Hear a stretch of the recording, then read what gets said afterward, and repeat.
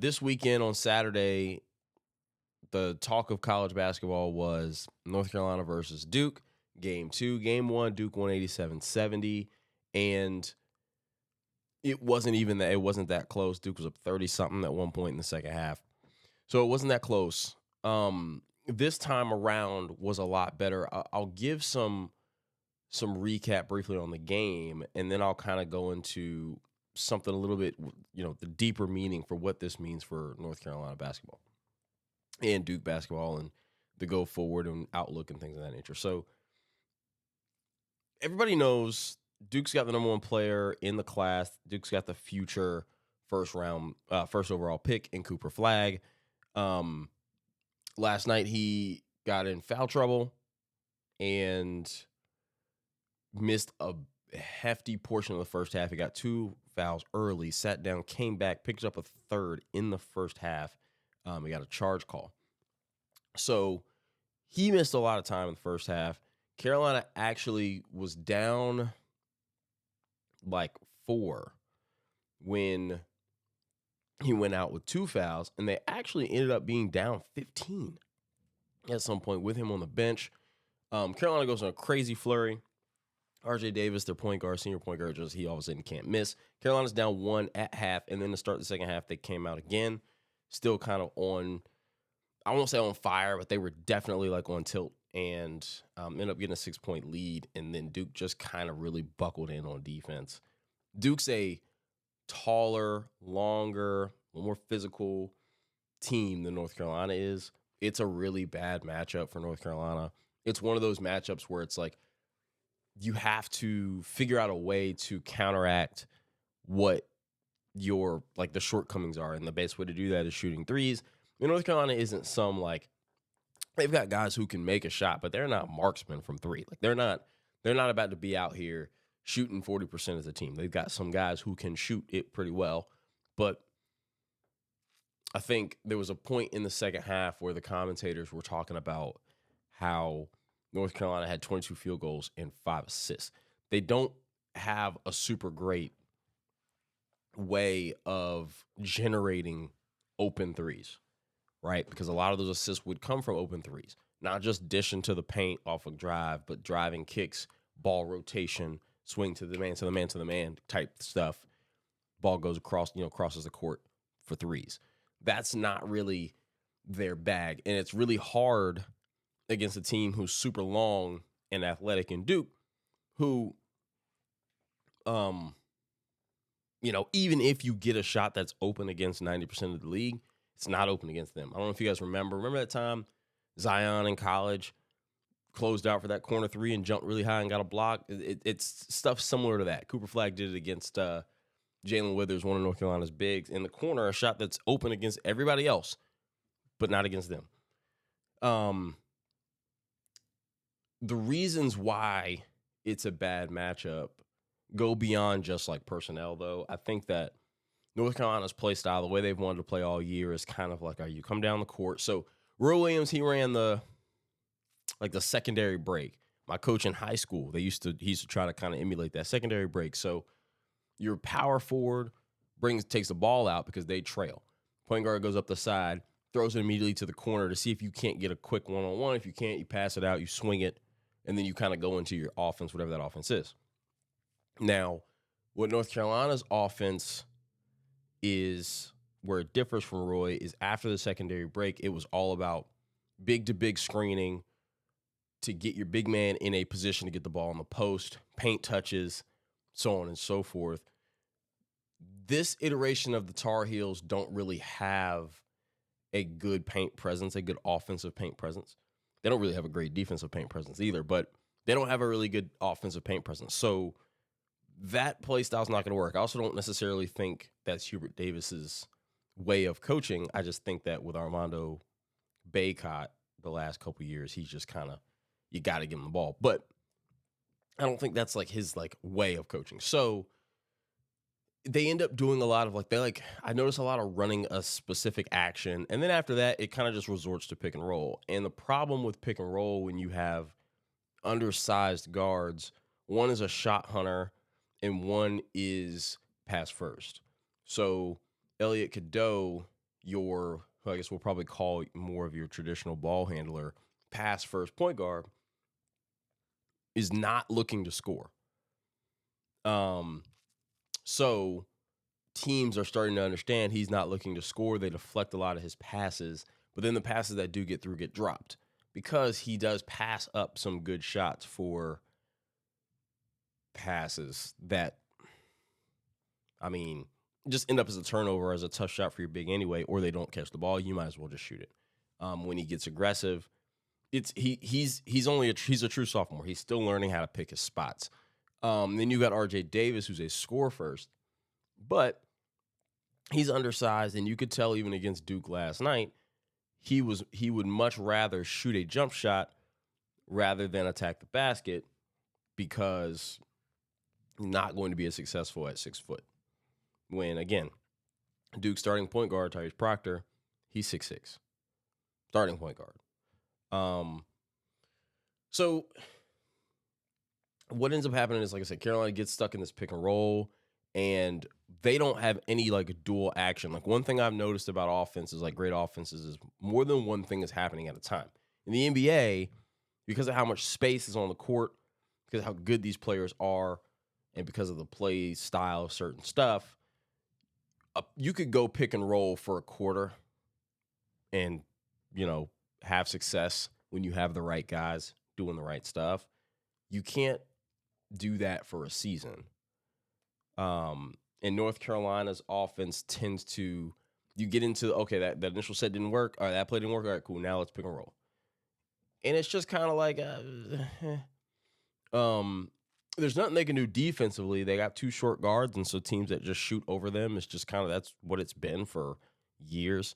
But their offense, there's not a lot happening, and that's a coach thing. They had a hard time figuring out who's going to be our starters. I always thought that Drake Powell, who has shown again last night just how versatile he can be on both ends of the floor. I thought that Drake Powell was underused. I always thought that. I didn't necessarily love RJ Davis and Elliot Cadeau on the court at the same time too much because they're just too small. It's the same reason why I don't necessarily believe in the Cleveland Cavaliers to win a championship, because I just don't believe in small guards, like 2 of them. You can have 1, cool. 2 of them, that's tough. That's really hard to overcome. But anyway, so North Carolina, they're an undermanned team. They're not as good as this Duke team. North Carolina isn't. They have talent, but they're not the juggernaut who is just like who just every time they step on the court, they are out talented. They had won 7 straight. I think Duke had won 8 straight or something like that. And yeah, so it's game 1 was very quick, very early in Duke. Hey, we're better than you. We got our crowd behind us. We're going to go ahead and dominate. Game 2 was a lot more, look, Carolina had to throw punches, and you got to throw punches early. And that crowd was going to be electric because it is a Duke. And they gave it their best shot, right? They're not as good as them. Losing by 13, 82-69. You were down 36-21. You brought it to a 42-43 game at halftime. And then you were up 59-53 at some point in the second half. And you're kind of like, okay, cool. But eventually, like, Duke's just a better team. And so now that brings you to kind of where North Carolina is now. And I'll get to the Duke piece of it as well. But where North Carolina is now as a program, and just like as this season progresses on, they're 20-12. They're 1-11. They finished the season 1-11 in quad 1 games. So for those of you who don't know, quad 1, 2, 3, and 4, kind of how the NCAA tournament committee kind of puts teams like, okay, these teams this is how good they are, basically. Quad 1 games. So like Carolina, if you beat Carolina in Carolina, that's a quad 1 victory. If you beat them at your place, it's a quad 2. That's kind of like, so the committee kind of puts these teams in certain spots to help determine and understand your strength of schedule, your strength of victory when it comes to seeding and who makes the tournament, So North Carolina played a really hard schedule. They played Florida out of conference. They played UCLA out of conference. They played Michigan State out of conference. They played a lot of they played a lot of tough games out of conference. Their problem is not strength of schedule. Their problem is they didn't win any of them. They did beat UCLA, but they didn't win anything else. 1-11. Lost at Clemson. That was a quad one chance. Lost. I don't know if I don't remember if they played Louisville this year. If they did, they lost. And lost to Duke twice. So they didn't win any of those. Now, I mean, you look at it, you say, okay, they were 1-11, finished the year 20-12, so they were 19-1 in all non-quad one games, right? Okay, so that tells you right there that, all right, they're better. They might not be up. They're not going to be championship contenders. Maybe they make a tournament. But again, you're at a point now where you're on the bubble. And how'd you compete against other bubble teams? I believe they lost to Wake Forest. So there's one. And honestly, whether they make the tournament or not is inconsequential. There's really, the other things to really be thinking about when it comes to North Carolina is their program and on the go forward. Again, I came up, North Carolina, Roy Williams, they won in 2005. They had Raymond Felton, Rashad McCants in them. Then they won again in 2009. They brought in a whole fresh crop of guys. Remember, that was the year. So, 2009, Ty Lawson, Tyler Hansborough, Wayne Ellington, those guys, Danny Green. Then they won in 2016. And remember, the key with 2016 was in 2015, they lost in the championship game to Villanova. That's a Chris Jenkins shot that is forever going to be in the clip of the little one shining moments type stuff when they talk about March Madness promos. So they lost that one. That was Marcus Page, Bryce Johnson Sr. So they came back the next year. Joe Barry, Justin Jackson, Theo Pinson. I mean, the team that lost, that Carolina team that lost, was better than the Carolina team that ended up winning, because the team that lost was the same team that won with Marcus Page and Bryce Johnson. So, but the point I'm making here is I name players on those teams. If I go down the list, you probably get to at least 4 or 5 before I name the best player on this Carolina team, RJ Davis. If I go back to the 2005 team, Raymond Felton, Rashad McCants, you had I think this was the Marcus Ginyard team. I think Jackie Manuel, who I'm not naming him, but I'm just Sean May. So that's 3. McCants, Felton, and Sean May before you get to RJ Davis. The 2009 team, which in my opinion, I think the 15 team was really, really good, or the 16 team, whichever team lost, was really, really good. But the 2009 team, so you had Ty Lawson, Wayne Ellington, Tyler Hansborough, Danny Green. I think Tyler Zeller was a freshman. I think that was the year he broke his wrist, so he didn't play. So Tyler Zeller was a freshman. That's 4. Well, we won't count Zeller, but Lawson, Ellington, Danny Green, and Tyler Hansborough. That's 4 before you get to considering an RJ Davis.